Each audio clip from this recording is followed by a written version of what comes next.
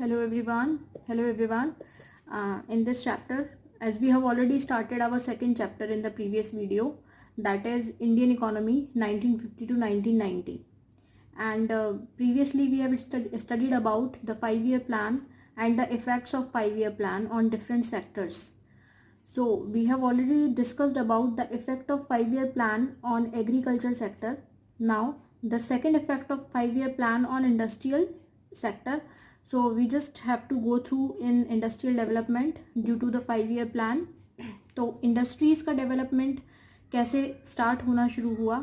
आपको पता है कि इंडस्ट्रीज़ उस टाइम बहुत कम होती थी हमारी कंट्री में, बिकॉज हमारी कंट्री जस्ट बिल्कुल फ्री हुई थी फ्रॉम द ब्रिटिश रजाइम.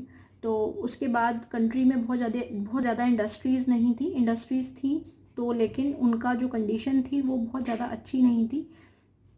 तो इसलिए इंडस्ट्रीज़ का डेवलपमेंट बहुत मस्ट हो चुका था आपके लिए, राइट. आपको पता है कि जो इंडस्ट्रीज होती हैं ये एम्प्लॉयमेंट प्रोवाइड करती हैं and which is more stable than the employment in agriculture, right. आपको पता है एग्रीकल्चर पर टोटली लोग डिपेंड थे, but still industrialisation promotes modernisation and overall prosperity. जो आपका इंडस्ट्रियलाइजेशन होता है वो प्रॉस्पेरिटी को, आपके मॉडर्नाइजेशन को इंक्रीज करता है. इसलिए जो आपका 5-year प्लान बनाया गया था उसमें more stress is given on the industrial development. Industrial development पर ज़्यादा ध्यान दिया गया था क्योंकि इंडस्ट्रीज़ बहुत कम हो गई थी और जो थी उनमें बहुत ज़्यादा मीन्स कॉटन टेक्सटाइल और जूट इंडस्ट्रीज़ जो थी वही थी हमारे पास, और वो भी मतलब बहुत ही ज़्यादा अच्छी कंडीशन नहीं थी उनकी, राइट. तो सबसे पहले तो जब इंडस्ट्रियलाइजेशन हुआ आपकी कंट्री में तो उसके बेनिफिट्स क्या हुए. इंडस्ट्रीज़ जब बनी आपकी कंट्री में तो उसके बेनिफिट्स क्या हुए. तो first one is increase in per capita income. आपको पता है आपकी जो अगर इंडस्ट्रियलाइजेशन हुआ, एग्रीकल्चर ऑलरेडी था लेकिन कंडीशन अच्छी नहीं थी, हम धीरे धीरे काम कर रहे थे उसकी तरफ. एग्रीकल्चर के साथ साथ इंडस्ट्रियलाइजेशन भी हुआ आपका, इंडस्ट्रीज़ खुली तो पर कैपिटा इनकम, पर पर्सन इनकम इंक्रीज होने लगी, राइट. क्योंकि लोगों को एम्प्लॉयमेंट मिलने लगा. जब एम्प्लॉयमेंट मिलने लगा तो अब लोगों के पास टू सेक्टर्स हो गए थे. First one is agriculture and second one is industrial sector. तो the person have the, we can say that उनके पास वैराइटीज़ हो गई थी जाने की. तो इससे पर कैपिटा इनकम इंक्रीज होने लगी आपकी कंट्री में, आपके पीपल्स की. The second benefit of industrialization is meet out requirement of high income people. अब हाई इनकम ग्रुप पीपल थे, उनको गुड्स रिक्वायरमेंट होता था, डिमांड करते थे वो गुड्स की. सिर्फ एग्रीकल्चर गुड्स से काम नहीं चल सकता था. तो जब इंडस्ट्रियलाइजेशन हुआ तो industries varieties of goods produce करने लगी जो हाई इनकम ग्रुप पीपल थे उनकी रिक्वायरमेंट को मीट आउट करने के लिए. तो उनकी जो रिक्वायरमेंट्स थी वो भी मीट आउट होने लगी. Third one is generation of employment. Obviously industrialisation हुआ, इंडस्ट्रीज ज़्यादा खुली तो आपके यहाँ एम्प्लॉयमेंट बढ़ गया. लोगों को, मैंने अभी आपको बताया था, the people can find out the employment opportunities in to sectors, that is industries and agriculture, and in which sector the people have the most skills they can go into that particular sector, whether it is industrialization or in agriculture, right. Next is it provides infrastructural facilities like railways, electricity etc. जो आपकी industries थी वो infrastructural facilities भी आपको provide कर रही थी, क्योंकि आपको पता है कि जो एग्रीकल्चर है उससे सिर्फ एग्रीकल्चर प्रोडक्ट आ सकता है, लेकिन जो आपकी इंडस्ट्रीज़ हैं उससे हम रेलवेज़ के, इलेक्ट्रिसिटी के काफ़ी सारे नए नए तरीके बना सकते हैं. मॉडर्नाइजेशन हो सकता है आपकी कंट्री में. Next is helps to grab foreign exchange. Foreign exchange को ग्रैब करने का हमारे पास एक बहुत अच्छा तरीका था इंडस्ट्रियलाइजेशन, जिससे कि हम यहाँ से अच्छे गुड बनाकर बाहर एक्सपोर्ट कर सकते थे और उससे हम फॉरेन एक्सचेंज को क्या कर सकते थे, ग्रैब कर सकते थे, राइट. और दूसरी बात ये कि पहले हम बहुत ज़्यादा, क्योंकि हमारे पास इंडस्ट्रियल गुड्स ज़्यादा प्रोड्यूस नहीं कर पाते थे because of due to lack of modernisation, तो हमें क्या करना पड़ता था, इम्पोर्ट करना पड़ता था इंडस्ट्रियल गुड्स का बाहर से, राइट. तो जब हम बाहर से इंपोर्ट करते थे तो क्या होता था कि हमारी जितनी भी फॉरेन एक्सचेंज थी वो हमसे सब चली जाती थी. तो अब हमने क्या सोचा कि इंडस्ट्रियल गुड खुद ही प्रोड्यूस किए जाएं, क्योंकि जो भी हमारे पास रिमेनिंग फॉरेन एक्सचेंज है we can retain the foreign exchange with us, right. जो हमारे पास है कम से कम उतना तो हम अपने पास रख पाएँ. इसलिए हमने क्या शुरू कर दिया था, हमने इंपोर्ट करना बंद कर दिया था और हमने खुद प्रोड्यूस करना शुरू कर दिया था इंडस्ट्रियल गुड्स का. राइट. तो दिस इज कॉल्ड इंडस्ट्रियलाइजेशन. अब जब इंडस्ट्रियलाइजेशन हुआ तो उसमें आपकी जो पब्लिक सेक्टर थी उसका क्या रोल रहा इंडस्ट्रियल डेवलपमेंट में. जो आपकी गवर्नमेंट सेक्टर था, जो गवर्नमेंट थी, उसका क्या रोल था इंडस्ट्रीज़ को डेवलप करने का. तो first one is help private sector as they have shortage of capital. आपको पता है प्राइवेट सेक्टर्स के पास, उस टाइम प्राइवेट सेक्टर्स थे लेकिन प्राइवेट सेक्टर्स के पास इतना कैपिटल नहीं था कि वो उसमें इंट्रोड्यूस कर पाएँ और इंडस्ट्रीज़ को डेवलप कर पाएँ. तो पब्लिक सेक्टर ने उनको काफ़ी सारे कंसेशंस, काफ़ी सारे रिलैक्सेशंस दिए थे. इजी इंस्टॉलमेंट पर उनको मतलब कह सकते हैं term loans easy terms and conditions पर प्रोवाइड की थी उनको प्राइवेट सेक्टर्स को. Next is lack of incentive for private sector. जो आपका प्राइवेट सेक्टर था, आपको पता है कि जो इंडियन मार्केट है वो बहुत बड़ा है, राइट. और सिर्फ ऐसा हो कि सिर्फ प्राइवेट सेक्टर इतना प्रोड्यूस नहीं कर सकता था कि वो पूरे पब्लिक की डिमांड को फुलफिल कर पाए. तो इसलिए प्राइवेट सेक्टर को किसकी ज़रूरत पड़ी, पब्लिक सेक्टर की. तो पब्लिक और प्राइवेट सेक्टर ने मिलकर दोनों ने वर्क किया और जो आपका मार्केट का साइज़ था, राइट, जो आपके मार्केट का साइज़ था उसको और ज़्यादा एक्सपेंड किया क्योंकि अकेला प्राइवेट सेक्टर उस काम को नहीं कर सकता था. That's why public sector always there to help to the private sector because the Indian market was very big, right. बहुत बड़े बड़े जो प्रोजेक्ट्स हुआ करते थे वो प्राइवेट सेक्टर अकेले नहीं कर सकता था, इसलिए उसको हमेशा किसकी ज़रूरत पड़ती थी, गवर्नमेंट की ज़रूरत पड़ती थी. और क्योंकि हमारी कंट्री डेवलप हो रही थी तो government is always ready to provide the incentives or the assistance to the private sector, right. Next is objective of social welfare. आपको पता है जितने भी प्राइवेट इंडिविजुअल्स होते हैं उनका मेन मोटिव प्रॉफिट मैक्सिमाइजेशन होता है. तो पब्लिक सेक्टर हमेशा इट हैज़ अ कीन watch on each and every activity of the private sector whether they are doing work to the social welfare or not. Means profit maximization is good but they should have this factor in their mind that they should provide the social welfare, they should provide the social service to the society also because that time the condition of our society was very critical, right. तो हमारी जो main objective था government का वो क्या था कि social welfare को अचीव करना, राइट. तो इंडस्ट्रियलाइजेशन जो हुआ आपका उसमें प्राइवेट सेक्टर का बहुत बड़ा रोल रहा. प्राइवेट सेक्टर के साथ साथ पब्लिक सेक्टर ने भी अपना बहुत योगदान दिया, बहुत ज़्यादा एफर्ट्स किए उन्होंने, बहुत रोल प्ले किया. तो फर्स्ट वन इज जो प्राइवेट सेक्टर था उनको शॉर्टेज ऑफ कैपिटल था, उन्होंने कैपिटल प्रोवाइड करवाया.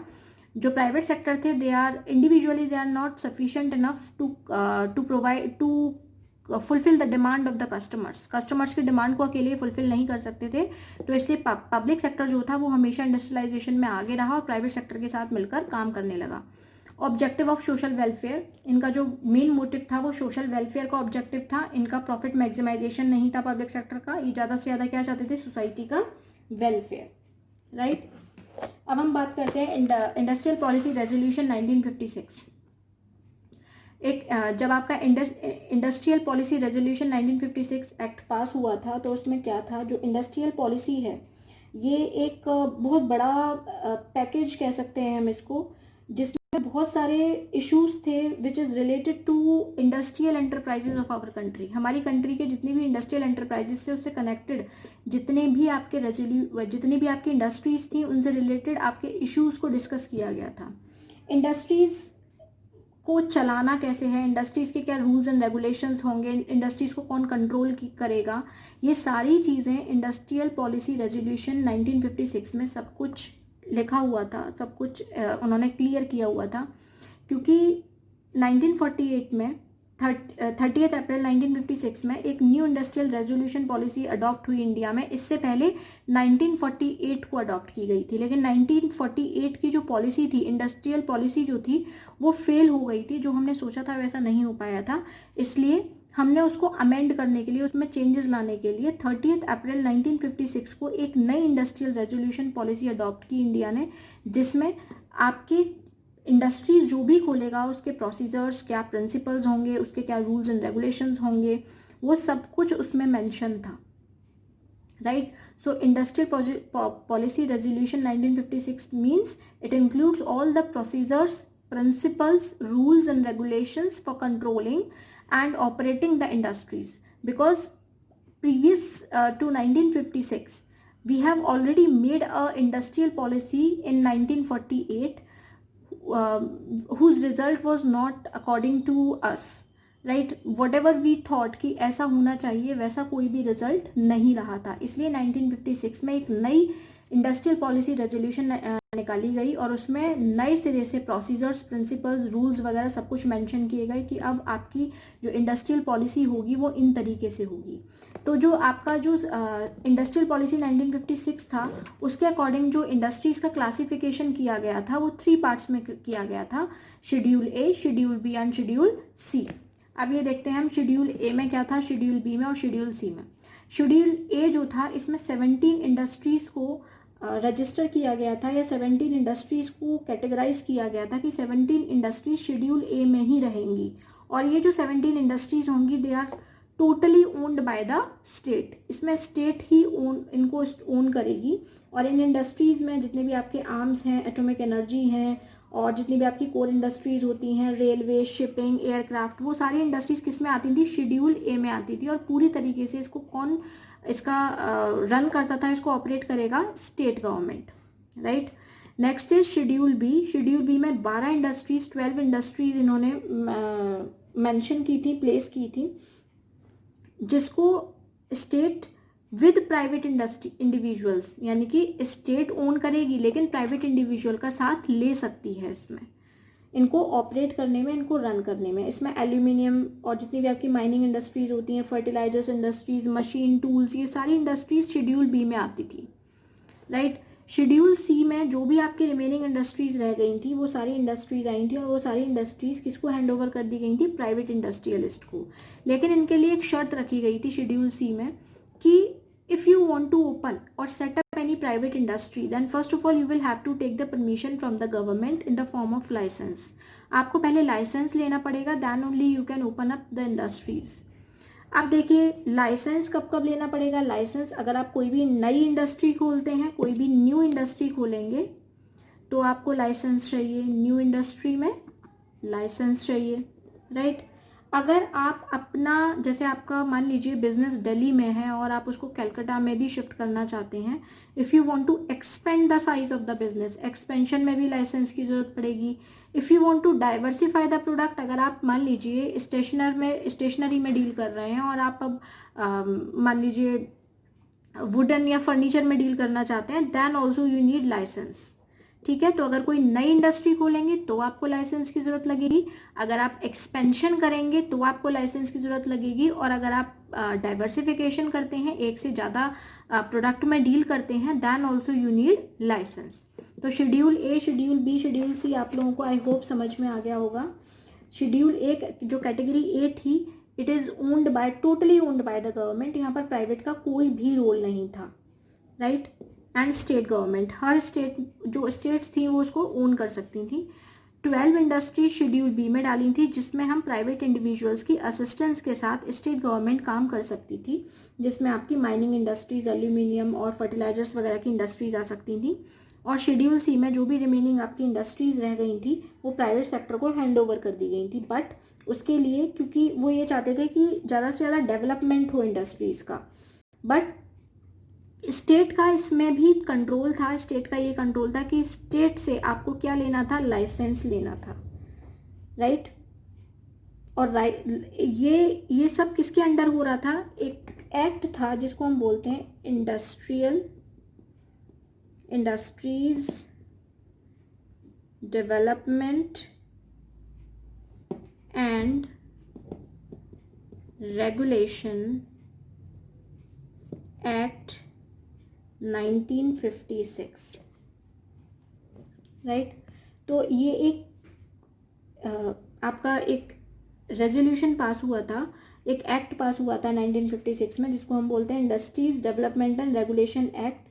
इसमें क्या था, उन्होंने क्या कहा था कि if you want to open any industry in the country then first of all you will have to take the licence, right. तो अगर आपके एग्जाम में आ जाता है कि explain briefly about Industrial Development and Regulation Act 1956, then you can write कि according to this act the state have the power to issue the license to the private individuals, and in this act the licensing policy was adopted, right? If any private individual want to open any industry, want to expand the size of any industry, want to diversify the product of any industry, then first of all he have to go to the state authority and take the license from them, right? So this is called Industrial Development and Regulation Act 1956. इसी के तहत आपका जो schedule सी था ये follow किया गया था.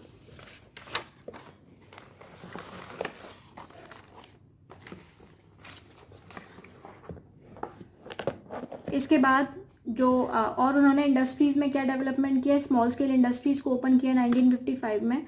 आपको पता है कि nobody want to at that time also and in present scenario also nobody want to open the industries in rural areas because of unavailability of resources, because of lack of infrastructure and all.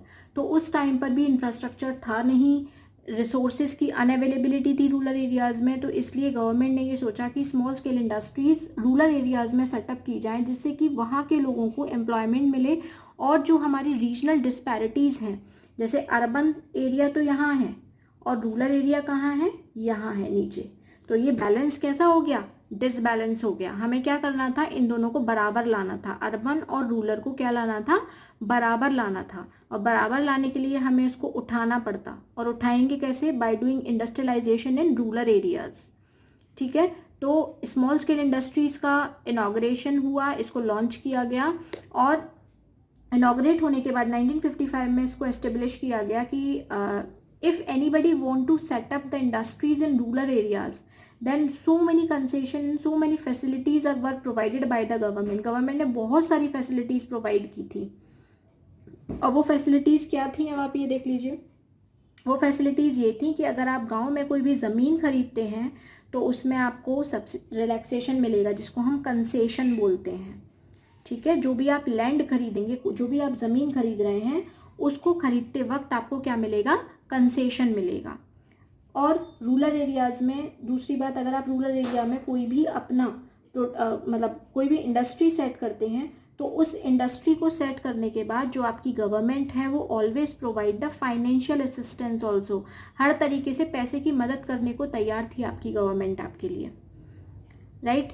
अब ऐसा इतना सारा facility क्यों दे रही थी, because nobody want to establish the industries in rural areas. Rural areas में कोई भी अपनी इंडस्ट्रीज को सेट नहीं करना चाहता था, right. And we want more and more urbanisation. हम अर्बनाइजेशन ज़्यादा चाहते थे, तो हमें रूरल एरियाज़ का जो रीजनल डिस्पैरिटीज़ थी उनको क्या करना था, रिमूव करना था, राइट. तो इसलिए स्मॉल स्केल इंडस्ट्रीज़ को ओपन किया गया. दूसरी बात, इसकी मदद से आपकी जो गवर्नमेंट है वो क्या जनरेट करना चाहती थी, generation of employment.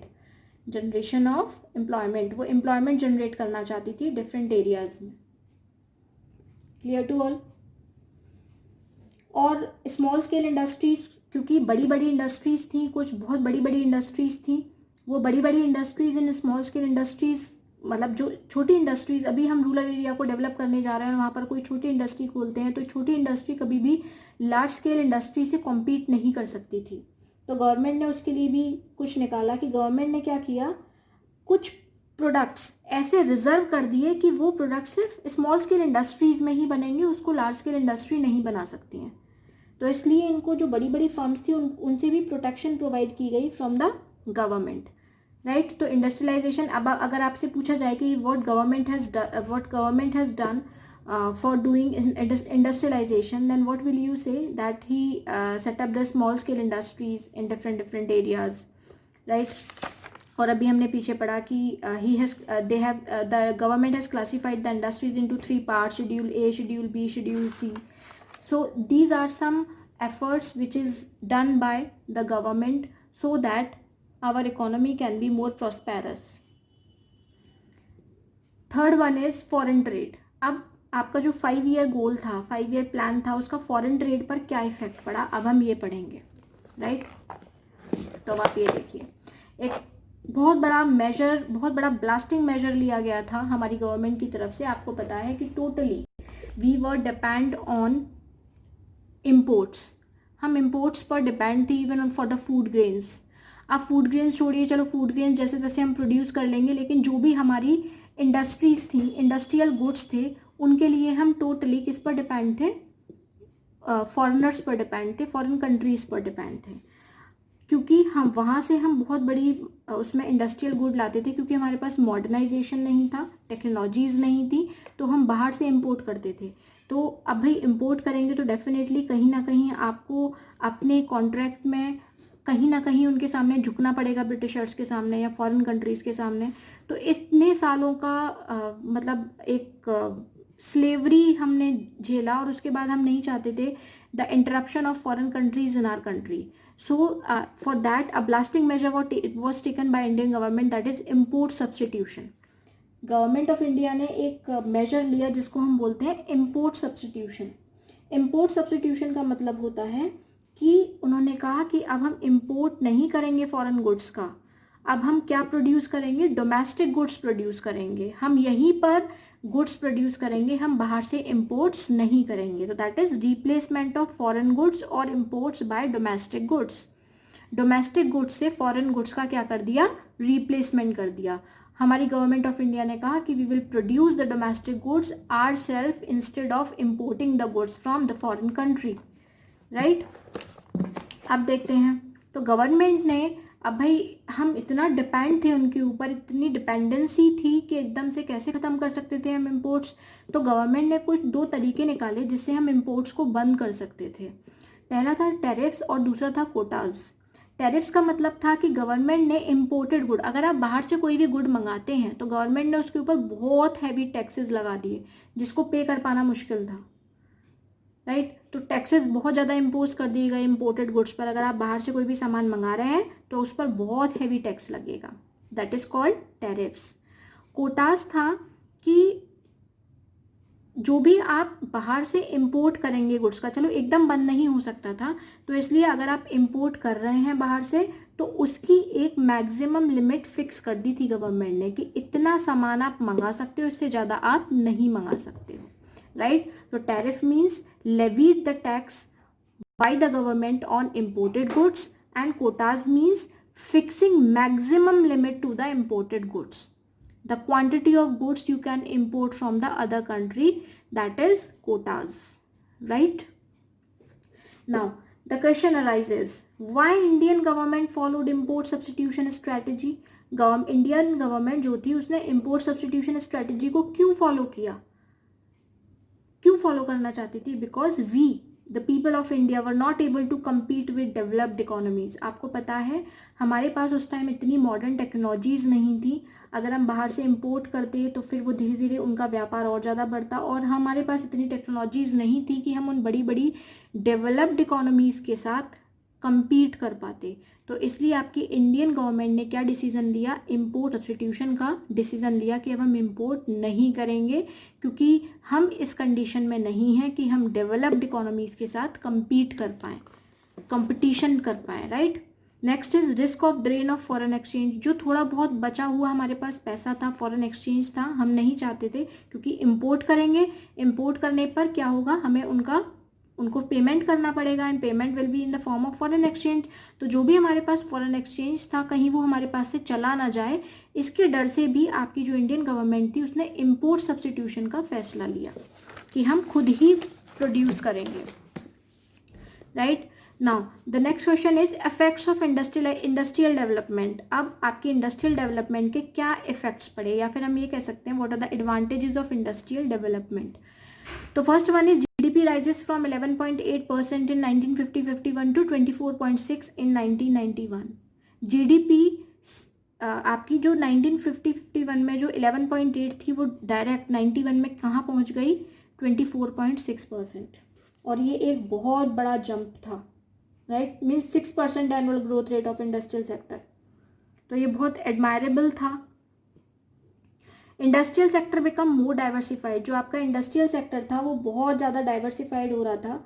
Industrial sector में सिर्फ अब कॉटन और जूट इंडस्ट्रीज़ ही नहीं थी, उसमें बहुत सारी इंडस्ट्रीज़ ऐड हो चुकी थी, रेलवेज, इलेक्ट्रिसिटीज़, है ना, बहुत सारी mining industries and number of industries were there. तो सिर्फ पहले हम 2-3 इंडस्ट्रीज़ हुआ करती थी, लेकिन अब वो धीरे धीरे क्या हुई, डाइवर्सिफाइड हो गई. Next is promotion of small scale industry. आपकी जो भी स्मॉल स्केल इंडस्ट्रीज थी, इंडस्ट्रियल डेवलपमेंट में स्मॉल स्केल इंडस्ट्रीज का क्या हुआ, प्रमोशन हुआ, मैंने आपको बताया था. और प्रमोशन होने से क्या हुआ, जो रीजनल डिस्पैरिटीज थी, जो रीजनल डिस्पैरिटीज़ थी वो रिमूव हो गई, राइट। वो बिल्कुल ख़त्म हो गई आपके यहाँ से, खत्म बिल्कुल, मतलब ख़त्म होना स्टार्ट हुई। प्लस लोगों को एम्प्लॉयमेंट मिलने लगा, एम्प्लॉयमेंट से लोगों की परचेजिंग पावर कैपेसिटी बढ़ने लगी, लोगों का स्टैंडर्ड ऑफ लिविंग बढ़ने लगा। तो these are the effects of industrialisation in our country. Next is protection from foreign competition. हमें फॉरेन कंपटीशन से प्रोटेक्शन भी मिल गया। इंडस्ट्रियल डेवलपमेंट यानी कि आपका जो इंडस्ट्रियलाइजेशन था उसका क्या एक पॉलिसी बनाई थी, इंपोर्ट सब्सटीट्यूशन। और इंपोर्ट सब्सटीट्यूशन में हम इंपोर्ट नहीं करेंगे, हम खुद का ही प्रोडक्ट बनाएंगे, तो हमें फॉरेन कंपटीशन भी फेस नहीं करना पड़ा just because of the import substitution, right. Next is licensing policy. उन्होंने हमारी कंट्री में लाइसेंसिंग पॉलिसीज़ बना दी गई। तो जो आपकी जो लाइसेंसिंग पॉलिसीज़ बनी, इसमें कुछ डीमेरिट्स भी हुए हमारे। ऐसा नहीं कि सिर्फ मेरिट हुआ। इसका डीमेरिट ये हुआ कि इसका मतलब ये एक तो बहुत टाइम कंज्यूमिंग प्रोसेस था, टाइम कंज्यूमिंग था, बहुत टाइम लगता था to get the licence from the authority. It takes lot of time. Plus जो इसका मिसयूज़ होने लगा, जो लाइसेंसिंग पॉलिसीज़ थी इनका मिसयूज़ भी होने लगा। मिसयूज़ कैसे हुआ कि जो बिग इंडस्ट्रियलिस्ट थे, जिनके पास पैसा था, वो तो अपना काम जल्दी से करवा लेते थे डोनेशंस वगैरह देकर। लेकिन जो आपके छोटे स्मॉल जो इंडस्ट्रियलिस्ट थे, जिनके पास पैसा नहीं था, वो कभी भी लाइसेंस नहीं ले पाए। और इस कारण से हमारे यहाँ poor become poorer and richer become richer, ये वाली पॉलिसी धीरे धीरे अडॉप्ट होने लगी, राइट। अब देखिए हर चीज़ में देखो, अब अगर बाई चांस आपसे पूछ लिया जाए what are the disadvantages of industrial policy, industrialization, तो first of all is licensing policy is time consuming, and second one is there is a misuse of licensing policy, right. दूसरा आप ये भी बता सकते हैं कि बिकॉज ऑफ इम्पोर्ट सब्सटीट्यूशन हुआ तो हमने बाहर से सामान मंगाना बंद कर दिया। लेकिन बाहर से सामान मंगाना बंद तो किया हमने, लेकिन हमारे जो डोमेस्टिक लोग थे, जो इंडियन पीपल थे, वो मतलब वहाँ पर कंपटीशन का लैक हुआ, लैक ऑफ कंपटीशन हम जिसे कह सकते हैं, ठीक है। तो हम आगे चलो करवा देती हूँ मैं आपको, करते हैं उसको बाद में। 6 is public sector made a remarkable contribution in development and promotion of industries. आपको ने अभी पीछे पढ़ा था कि जो पब्लिक सेक्टर थी उसने कितना ज़्यादा वर्क किया, हमेशा प्राइवेट सेक्टर के साथ काम किया। पब्लिक सेक्टर ने सोशल वेलफेयर के बारे में सोचा ज़्यादा से ज़्यादा, राइट। और जो एसेंशियल कमोडिटीज़ थी उसमें इन्होंने मोनोपोली करी अपनी, जैसे कोई बहुत ज़्यादा इम्पोर्टेंट खाना पीना, जैसे बहुत सारी चीज़ें थी, जब खाना भी नहीं था लोगों के पास, बहुत सारी ऐसी इंडस्ट्रीज़ थी जो अगर हम प्राइवेट हैंड्स में दे देते तो शायद उसका मिसयूज़ हो सकता था। तो इन्होंने वो अपनी हैंड्स में रखकर अपनी मोनोपोली चलाई एसेंशियल गुड्स के ऊपर, लोगों को कम से कम खाना मिलता रहे। तो एसेंशियल कमोडिटीज़ की जो पावर थी वो इनके पास थी। तो ये भी एक बहुत रिमार्केबल कंट्रीब्यूशन था हमारी। और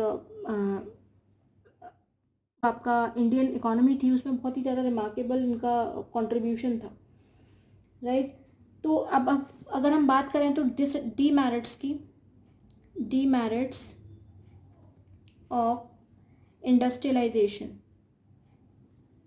अगर आप इंडस्ट्रियलाइजेशन के डीमेरिट्स की बात करते हैं तो फर्स्ट में तो आप यही लिख सकते हैं कि lack of competition, lack of competition, competition कम हो गया था। कंपटीशन कम किसके कारण हुआ था? Because of import substitution. Import करना हमने बंद कर दिया था तो हमें पता ही नहीं था कि, और फिर हम नई नई टेक्नोलॉजीज़ के बारे में जान भी नहीं पाए। दूसरा, लो नॉलेज ऑफ सोफेस्टिकेटेड टेक्नोलॉजी। अब भाई दूसरी कंट्री से अगर हम इंपोर्ट कर रहे होते तो हमें पता लगता कि नई टेक्नोलॉजी कौन सी आई है मार्केट में। We were very backward that time, I am so sorry to say, but that time we were very backward. तो हमें जो नई टेक्नोलॉजी थी उसके बारे में भी कोई नॉलेज नहीं मिल पाती थी, बहुत हमारी नॉलेज जो थी वो बहुत ज़्यादा लो थी। तो ये कुछ डीमेरिट्स हुए। थर्ड वन इज़ जो आपका लाइसेंसिंग पॉलिसी था उसमें, इन लाइसेंसिंग पॉलिसी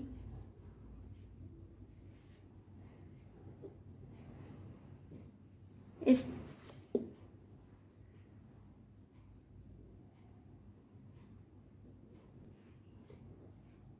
या फिर licensing policy was time consuming process, बहुत ज़्यादा टाइम कंज्यूमिंग प्रोसेस था जिसके कारण आपको डिले इन डिसीजंस हो जाता था, बहुत देर हो जाती थी चीज़ें करने में, राइट। उसके बाद